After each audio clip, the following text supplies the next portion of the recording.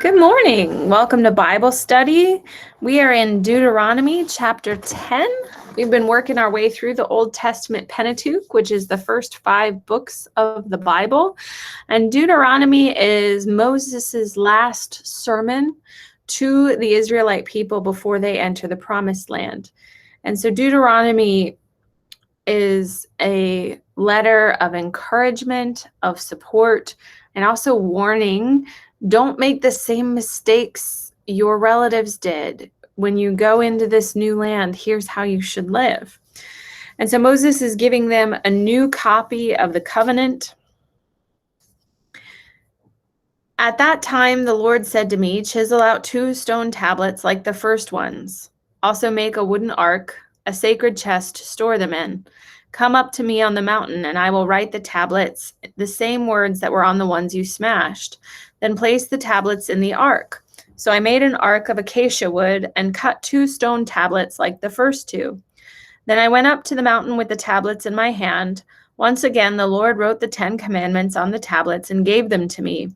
They were the same words the Lord had spoken to you from the heart of the fire on the day you were assembled at the foot of the mountain. Then I turned and came down the mountain and placed the tablets in the ark of the covenant which I had made, just as the Lord commanded me, and the tablets are still there in the ark. So Moses is recounting the story of why they were wandering in the desert for a generation and the things that had happened that they were disobedient. So he's retelling the story of the golden calf and how when he came down the mountain the first time after he'd received the commandments and he saw the people with the golden calf, he threw the tablets to the ground and they broke. And after there had been restoration between the people and with God, he goes up again and the tablets are remade. Verse 6, the people of Israel set out from the wells of the people of Jachan and traveled to Moshera, where Aaron died and was buried. His son Eleazar ministered as high priest in his place. Then they journeyed to Gudagah, and from there to Jotbathah, a land with many brooks and streams. At that time, the Lord set apart the tribe of Levi to carry the ark of the Lord's covenant, and to stand before the Lord as his ministers, and to pronounce blessings in his name. These are their duties to this day. So what are the duties of a minister in the Israelite pre-temple ministry? Pronounce blessings in the Lord's name, to carry the ark of the covenant, to stand before the Lord as ministers. And so the role of the priest was to constantly worship God and to guide the people into the worship with their God and pronounce blessings, God's blessings on God's people. And so this is the sort of minimum of what a priest would do in the Israelite tradition. Now, there are many other duties and things that would continue as they built the temple. But as we know, the temple is later destroyed and temple worship in Judah changed. And so once the temple is destroyed and we enter into a period of synagogue where people are worshiping mostly in local communities and you have rabbis who are leaders and teachers, the rabbis carry on these kinds of traditions where they are meeting and worshiping with God, they are guiding the people in their worship with God, and they are pronouncing God's blessing upon the people. I always find it interesting to sort of distill this, what is a priest to do?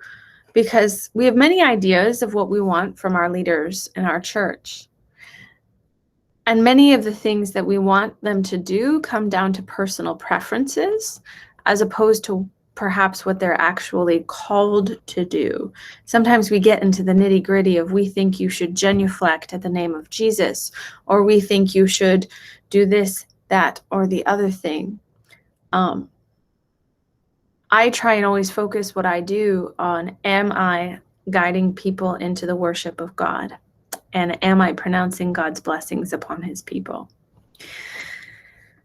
All right, so he's told and reminded them what the priests will do. Verse 9, that is why the Levites have no share of property or possession of the land among the other Israelite tribes. The Lord himself is their special possession, as the Lord your God told them.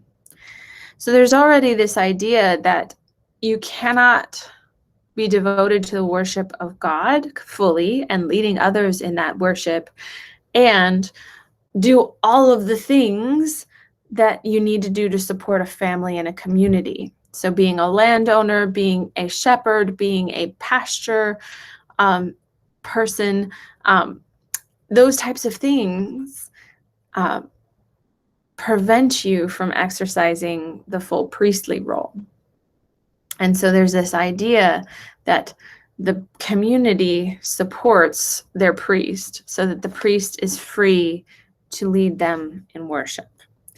Verse 10, as for me, I stayed on the mountain in the Lord's presence for 40 days and nights, as I had done the first time.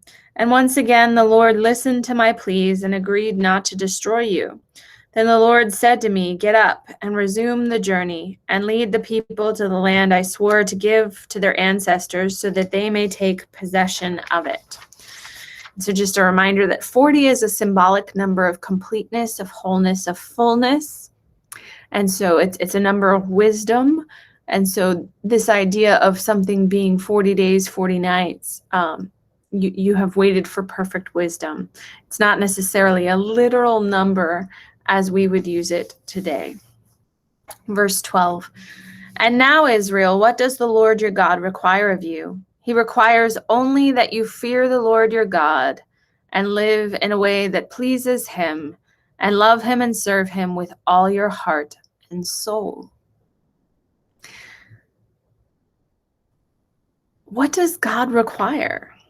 And has God's requirements changed? Fear the Lord your God, meaning have awe of him. Be mindful of God's goodness, mercy, and abundance. Live in a way that pleases God. Meaning, don't live only for yourself, don't live only for selfish ends, and do not abuse creation for your own means. And love God and serve him with all your heart and soul. This is not an unreasonable thing, and it really hasn't changed. In the command we are given from Jesus, love the Lord your God with all your heart, soul, mind, and strength, and love your neighbor as yourself.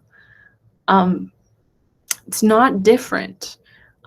Sometimes we get this idea that the God of the Old Testament and the God of the New Testament are too different. No, they're not. The cultural ways that people followed God in the Old Testament are very different and foreign to us because we're not of that culture. But God is the same. And the big overarching commands are the same. Verse 13, and you must always obey the Lord's commands and decrees that I am giving you today for your own good. Again, this idea that God's commands and decrees are given for our good. They're not given for our obedience for obedience sake. They're not given to punish. They are given for our good. That being said, the original audience for which these were good were the Israelites in that time. And so there are rules in here that aren't applicable or haven't carried forward to Christian or Gentile followers. And that's because they would not be good for us. They were good for them in that day and that time. They're not good for all time and all places. Just as you, if you've had multiple children, don't treat each of your children the exact same way, because you tailor how you discipline them and how you encourage them to the ways that they most receive love and encouragement and the ways that they most need to be disciplined. And so again, the danger in reading the Old Testament comes when we apply it unilaterally and say this was literal for everyone, everywhere, and all times.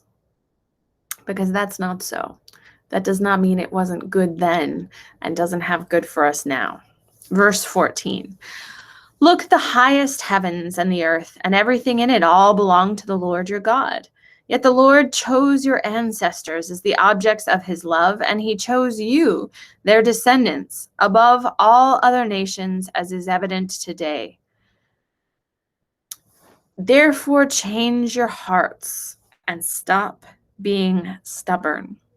In Hebrew, this literally reads, circumcise the foreskin of your heart. So this idea that if there's a layer of protection around your heart, there's a hardness to your heart, there is something that keeps you from full intimacy with God around your heart, cut that out, cut it off, and be ready and fully entered into this covenant relationship with God. Stop being stubborn. I could read that verse every day and maybe probably should. I do tend to be stubborn, but God begs of us, and Moses begs of the people, don't be stubborn. Don't let your own hardness of heart get in the way of the joy that is full relationship with God. Verse 17, for the Lord your God is the God of gods, the Lord of lords. He is the great God, the mighty and awesome God, who shows no partiality and cannot be bribed. He ensures that orphans and widows receive justice. He shows love to the foreigners living among you and gives them food and clothing. So you too must show love to foreigners, for yourselves were once foreigners in the land of Egypt.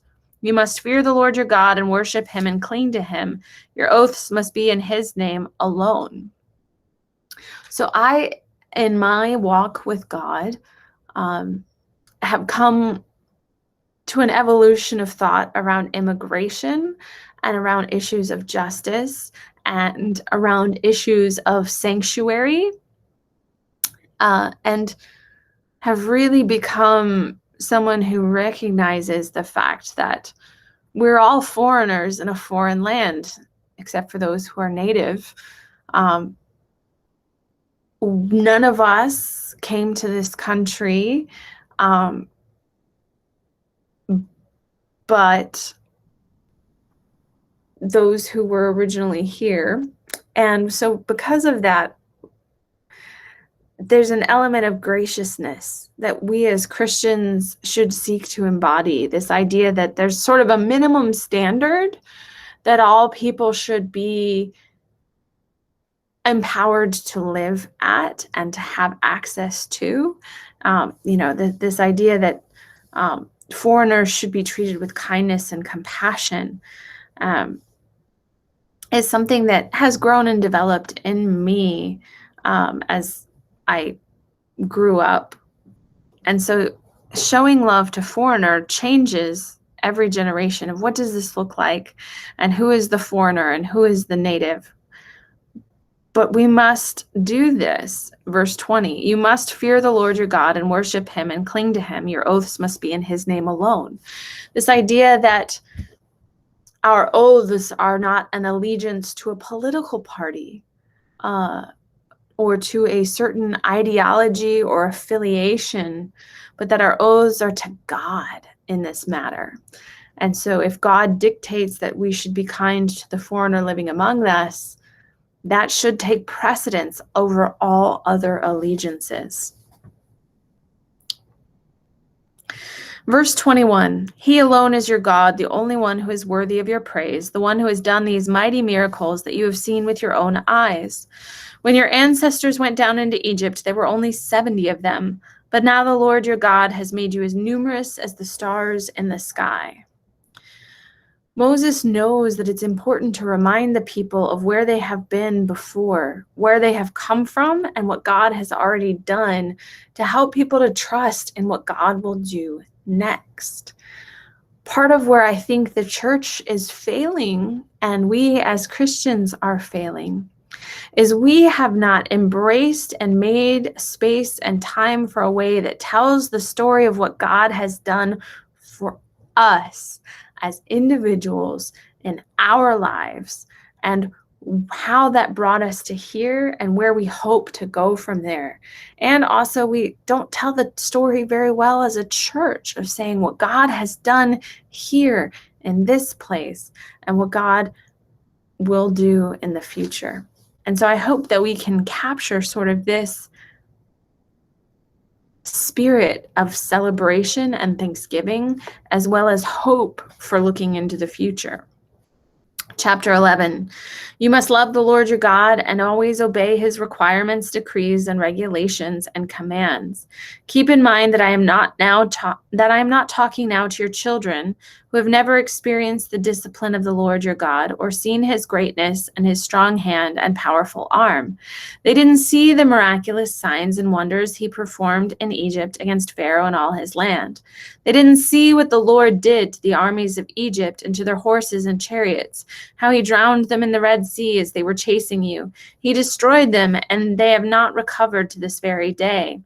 Your children didn't see how the Lord cared for you in the wilderness until you arrived here. They didn't see what he did to Dathan and Abiram, the sons of Eliab, a descendant of Reuben, when the earth opened its mouth in the Israelite camp and swallowed them, along with their households and tents and every living thing that belonged to them. But you have seen the Lord perform all these mighty deeds with your own eyes. Therefore, be careful to obey every command I am giving you today, so that you may have strength to go in and take over the land you're about to enter. Again, there's this direct tie between what we have seen and experienced personally and what we are empowered to do. And so Christianity and Judaism get very watered down and get very impersonal and depowered when we talk only about the things that happened in the Bible. When we talk only about the things that happened way back in the days of Acts, and we stop talking and drawing the correlations between what God is doing right now. Because that is where most of us find our strength. Because we're human. The things that we see and experience are the things that give us faith to trust in the wideness of what we cannot see or touch. Verse 9, if you obey, you will enjoy a long life in the land your Lord swore to your ancestors and to you, their descendants, a land flowing with milk and honey. For the land you are about to enter and take over is not like the land of Egypt from which you came, where you were planted your seed and made irrigation ditches with your foot as in a vegetable garden. Rather, the land you will soon take over is a land of hills and valleys with plenty of rain, a land that the Lord your God cares for. He watches over it through each season of the year. If you carefully obey the commands I am giving you today, and if you love the Lord your God and serve him with all your heart and soul, then he will send the rains in their proper season, the early and the late rains, so you can bring in the harvests of grain, new wine, and olive oil. He will give you lush pasture land for your livestock, and yourselves will have all you want to eat. There's this idea of living in right relationship, enabling us to receive God's bounty and God's goodness. Verse 16, but be careful, do not let your heart be deceived, so you turn away from the Lord and serve and worship other gods. If you do, the Lord's anger will burn against you. He will shut up the sky and hold back the rain, and the ground will fail to produce its harvest. Then you will quickly die in that good land the Lord is giving to you. Again, this idea that blessings are contingent upon continued relationship. They're not just given because of who you were born into and which family you received a blessing from, but this idea that God is continually jealous for our affection, our time, our attention, and our love. Verse 18, so commit yourselves wholeheartedly to these words of mine. Tie them to your hands and wear them on your forehead as reminders. Teach them to your children. Talk about them when you are at home and when you are on the road and when you are going to bed and when you are getting up. Write them on the doorposts of your house and your gates so that as long as the sky remains above the earth, You and your children may flourish in the land you swore to give to your ancestors. Be careful to obey all these commands I am giving you. Show love to the Lord your God by walking in his ways and hold tightly to him. Then the Lord will drive out the nations ahead of you, though they are much greater and stronger than you, and you will take over their land. Wherever you set foot, the land will be yours. Your frontiers will stretch from the wilderness to the south, to Lebanon in the north, and from the Euphrates River to the east and the Mediterranean Sea to the west. No one will be able to stand against you, for the Lord your God will cause the people to fear and dread you, as he promised wherever you go in the whole land. Look, today I am giving you a choice between a blessing and a curse. You will be blessed if you obey the commands of the Lord your God that I am giving you today, but you will be cursed if you reject the commands of the Lord your God and turn away from him and worship gods you have not known before. This idea of blessing and curse being tied to the paths that we follow. We all know that in some respects, what we are and what we have in this life is tied to the paths we have taken.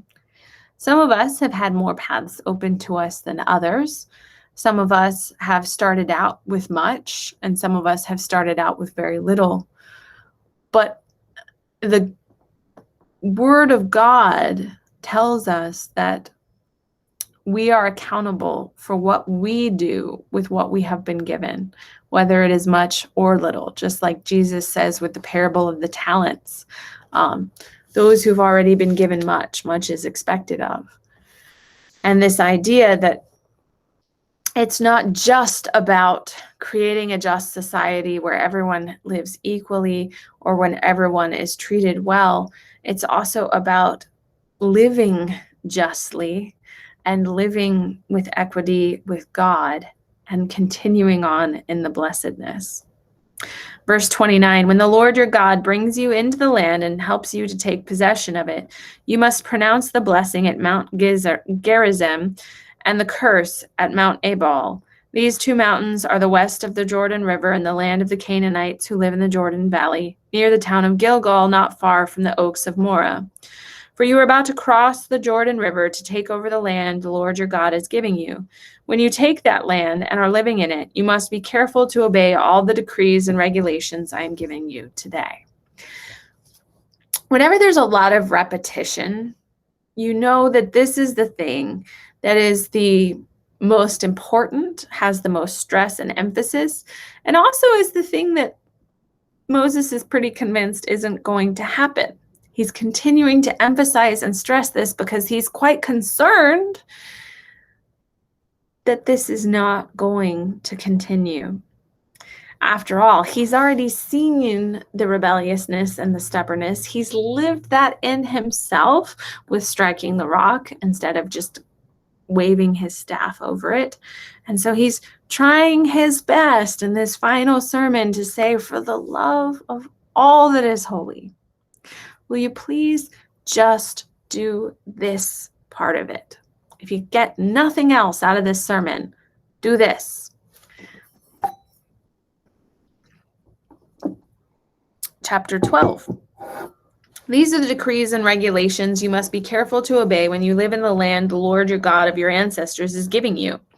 You must obey them as long as you live. When you drive out the nations that live there, you must destroy all the places where they worship their gods. High on the mountains, up on the hills, and under every green tree. Break down their altars and smash their sacred pillars, burn their Asherah poles and cut down their carved idols, completely erase the names of their gods. Do not worship the Lord your God in the way these pagan peoples worship their gods. Let's talk about this. Again, these are God's instructions for a particular people in a particular place, and God has instructed them to desecrate the worship places of the foreigners in the land. But remember, this is a specific region, a specific time, a specific place that God has said, go into this place. I am giving over to you. Now, unfortunately, this practice has continued on outside of this particular biblical mandate, meaning Christians for much of history would go with the divine right of kingship, and they would go save those foreign heathens, meaning they would go invade their land, take it over, burn down their sacred groves and worship places, and they would erect churches on top of them, and they would say, convert or die. That isn't in the Bible. And indeed did much harm for many, many years, and has created syncretistic religions where it's actually the native religion with a thin veneer of Christianity on top because they were told to convert or die. And in Jesus, we know that it's when hearts are converted and when it is people who are brought to know the love of the Lord, that is where salvation occurs. And so this sort of outward burning and desecration and forced conversion really doesn't do that. So I always like to say, remember, this peace was for these people in this time. And if you think that God is inviting you to go over to your neighbor who has a Star of David or who has a observance of Ramadan or any of these things and desecrate and destroy those because God, wants only the right worship, that's not what we as Christians believe and abide by. Although there are some people who would espouse that level of hatred, I would argue that they are not circumcised in their heart towards the love of Christ. So yes, this is for these people. Verse 4, do not worship the Lord your God in the way these pagan peoples worship their gods. Rather, you must seek the Lord your God at the place of worship. He himself will choose among all the tribes the place where his name will be honored. There you will bring your burnt offerings, your sacrifices, your tithes, your sacred offerings, your offerings to fulfill a vow, your voluntary offerings, and your offerings of the firstborn animals of the herds and flocks. There you and your families will feast in the presence of the Lord your God, and you will rejoice in all that you have accomplished because the Lord your God has blessed you. Your pattern of worship will change.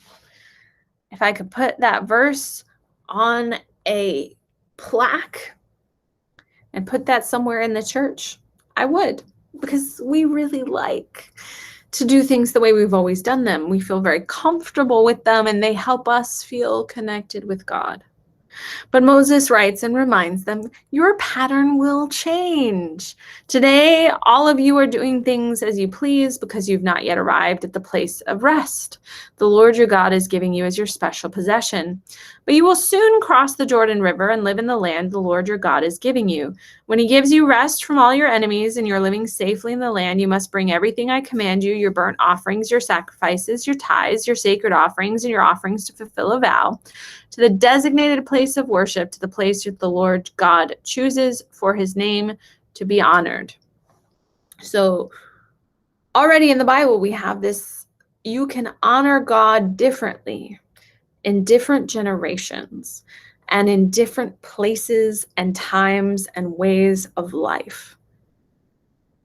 And what pleases God in one time and place may not be the same thing that God commands in this time and this place. And you know how I know God changes? Well, God stays the same, but changes with us as we change. When we're not speaking Latin anymore, God doesn't want our worship in mumbo jumbo Latin we don't understand.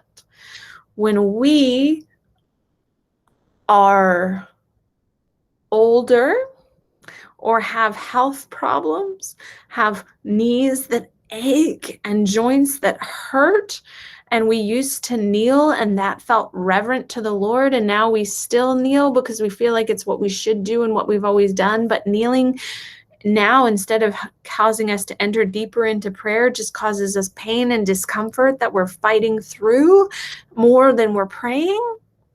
It's time to stop kneeling.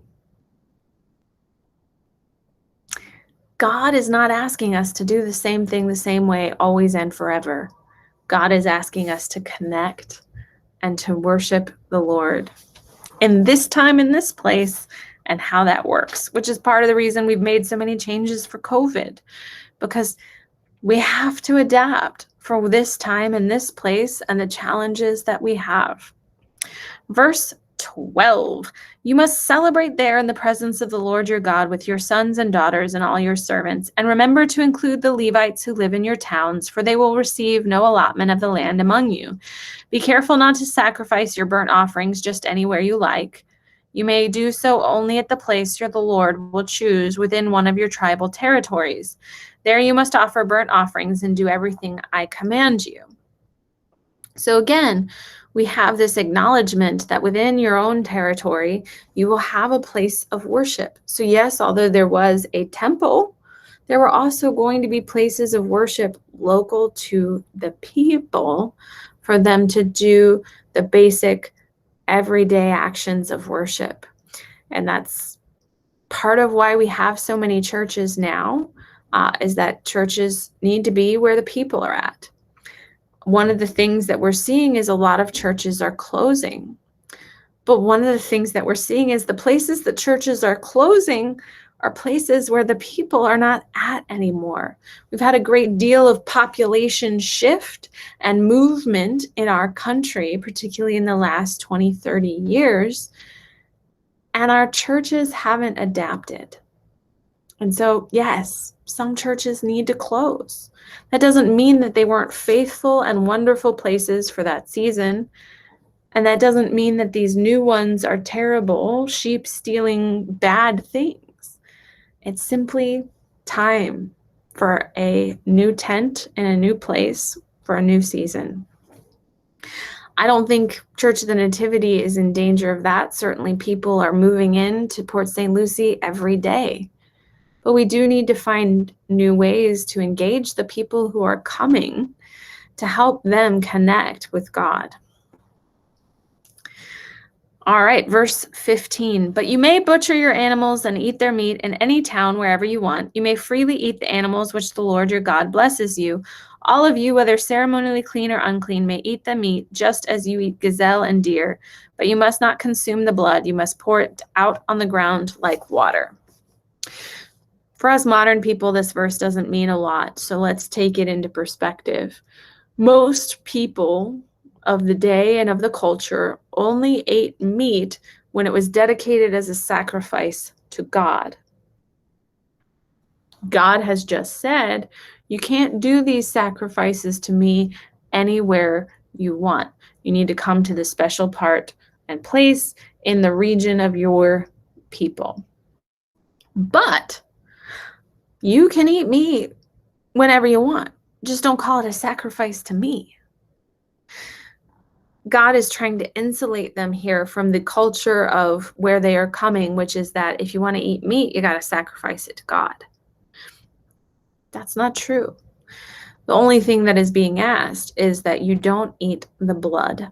Now, this poor little verse has been used to commit culinary murder for so long. There are people who will only eat steaks extra well done, not a trace of pink. People who, eat their pork, well, not Jewish people wouldn't be eating the pork, we would. Or their chicken extra well done, no juices in it. That is not what is being asked of here. Culturally, what's being asked of here is to make sure that you drain the meat, that you don't literally drink the blood when you slaughter the animal, because that was common to do for nutrients. There are still many cultures today that drink blood or have blood dishes as nutrients. And God's saying, don't do that. And why? The blood was seen as the place where life resided. And so you were literally consuming the life or the soul of another, and not just the nutrients of the flesh. So even then they didn't have to cook it extra well done. They just had to drain the blood and cook it. So yes, that was what was expected. And the reason why was so that they wouldn't fall into some of the cultural superstitions around them, and they wouldn't be tempted to worship other gods that were closer and more nearby, so that they could just have their Sunday meat without having to go 2 towns over to go do the sacrifice. God knows we're lazy. Verse 17, but you may not eat your offerings in your hometown, neither the tithe of your grain and new wine and olive oil, nor the firstborn of your flocks and your herds, nor any offering to fulfill a vow, nor your voluntary offerings, nor your sacred offerings. You must eat these in the presence of the Lord your God at the place he will choose. So the sacred offerings that are meant to be a communal celebration of all the Jewish people from around the regions that were to be done together. Yeah, you can't have those all by yourselves in your family and your house. Those have to come together because they serve more than just a nutrition purpose and more than just even a worship purpose. These are the things that tie the communal life together, and they have festivals and sacred times of community building. And you can't do that by yourself, which continues today in this struggle we have where people say, I'm a Christian, but I don't go to church. There is an element of our religion that cannot be done by yourself. You have to be walking in communion with others to have communion with Christ. And so, yes, we do have shut-ins and people where we extend the church to them in their home.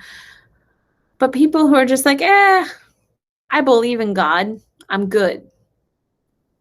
But you're missing out on the fullness of community. In verse 20, when the Lord your God expands your territory as he has promised, and you have the urge to eat meat, you may freely eat meat whenever you want.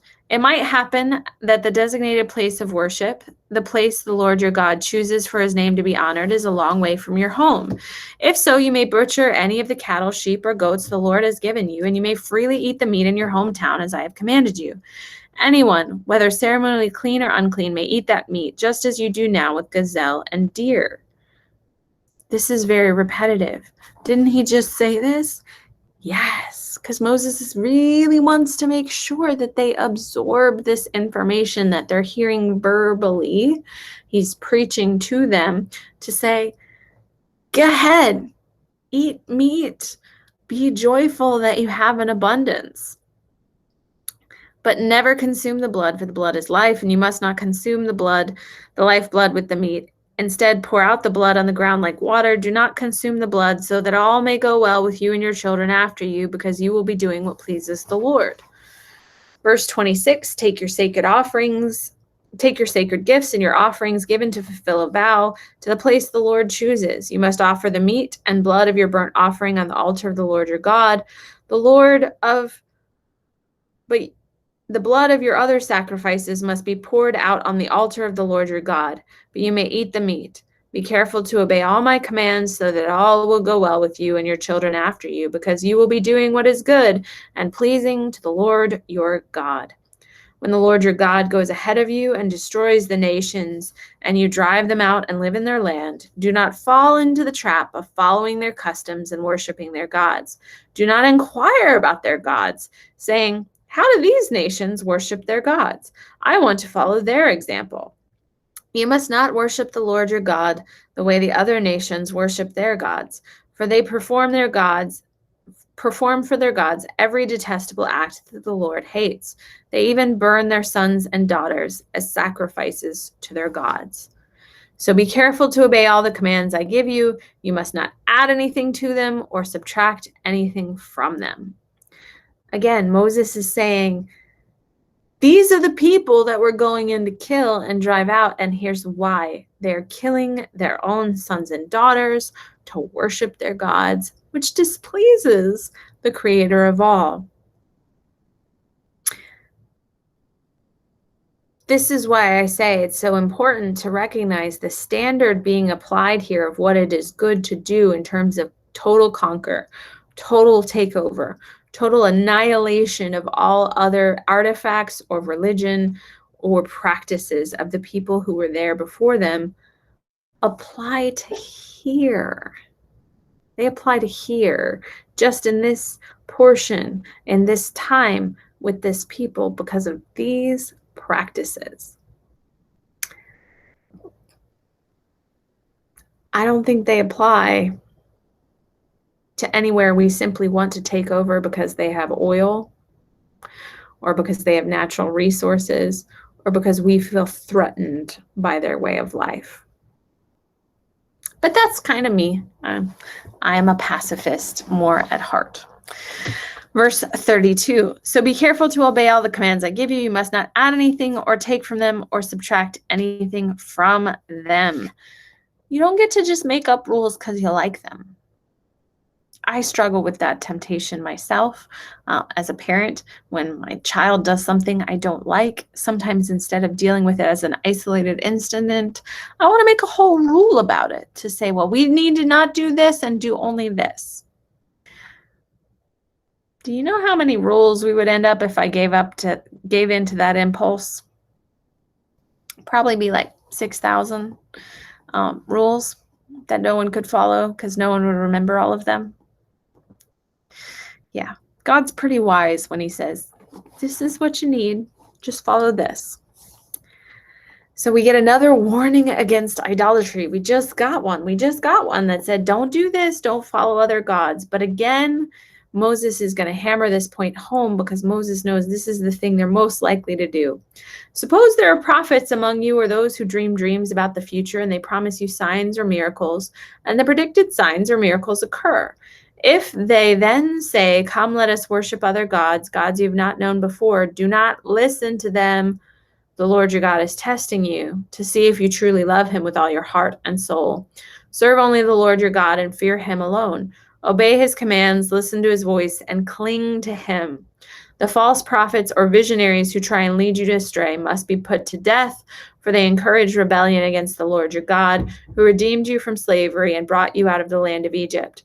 Since they tried to lead you astray from the way the Lord your God commanded you to live, you must put them to death. In this way you will purge the evil from among them.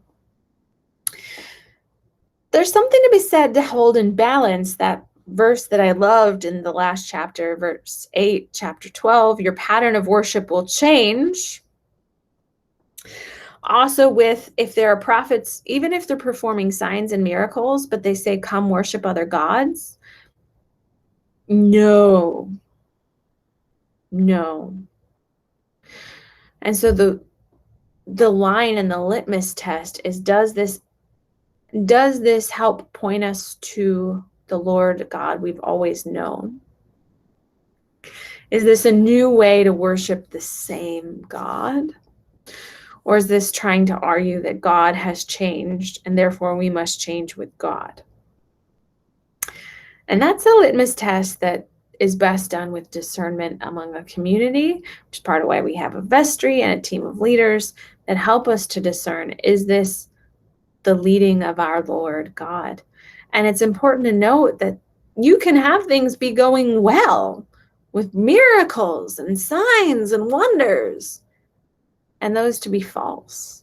Remember, the devil promises Jesus all the bread he wants, all the power he wants, and all the signs he wants if you will but follow him.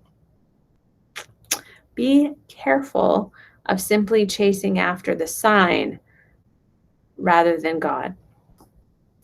Verse 6, suppose someone secretly entices you, even your brother, your son or daughter, your beloved wife, or your closest friend, and says, let us go worship other gods, gods that neither you or your ancestors have known. They might suggest that you worship the God of peoples who live nearby, or who come from the ends of the earth. But do not give in or listen. Have no pity, and do not spare or protect them. You must put them to death. Strike the first blow yourself, and then all the people must join in. Stone the guilty ones to death, because they have tried to draw you away from the Lord your God, who rescued you from the land of Egypt, the place of slavery. Then all Israel will hear about it and be afraid, and no one will act so wickedly again. Again, this is a portion for this time and this people and this place. Not for us. we in Christ Jesus know about how the faith of a woman can save the household. This idea that those who remain as a remnant and are faithful can intercede on behalf of those who are not. When it is not detestable child-killing practices, let's not go to this extreme. But yeah, I hope any of you would kill your own relative in order to protect an innocent child. I would. But thankfully, I've never been called on to do that, so I don't really know if I would do it. But Moses says, this is what you got to do. When you begin living in the towns the Lord your God is giving you, you may hear that scoundrels among you are leading their fellow citizens astray by saying, let us worship other gods, gods you've not known before. In such cases, you must examine the facts carefully. If you find that the report is true and such a detestable act has been committed among you, you must attack that town and completely destroy all its inhabitants as well as its livestock. You got to look at the facts. People might say or start rumors just to be malicious or to get property. We're not innocent. We are not always pure motive. And that's why we must look at the facts of the matter, which is why it's so hard in our culture today of instant judgment and the immediate news cycle when we hear of the death of a brother or sister, or we hear of yet again another violent act being perpetrated, and there's an immediate sense and rush to judgment. I think there should be an immediate rush to call for investigation, an immediate rush to ensure that that investigation is impartial and has good community oversight. But we need to be careful to listen to the facts and to really investigate, because sometimes we get it wrong. So what happens if it's right, though? Verse 16, and you must all pile all the plunder in the middle of the open square and burn it. You don't get to go do this to go get richer off of the people you victimize. Burn the entire town as a burnt offering to the Lord your God. That town must remain a ruin forever. It may never be rebuilt. You don't get to do this just to get more land, people. Keep none of the plunder that has been set apart for destruction. Then the Lord will turn from his fierce anger and be merciful to you. He will have compassion on you and make you a large nation, just as he swore to your ancestors. The Lord your God will be merciful only if you listen to his voice and keep all his commands that I'm giving you today, doing what pleases him. So the common thread is listening to God. So just as they were called to listen, we are called to listen today to what God would have us do and hear and say. And we will pick up next week in chapter 14.